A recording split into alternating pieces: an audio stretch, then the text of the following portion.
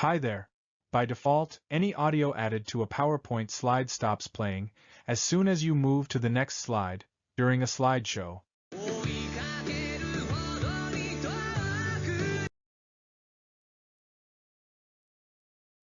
To play audio across multiple slides, select the audio.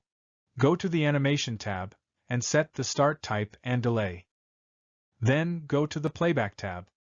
In the Audio Options group, select the Play Across Slides checkbox. The sound file will play across 999 slides, or to the end of the music, whichever comes first. Preview the applied settings.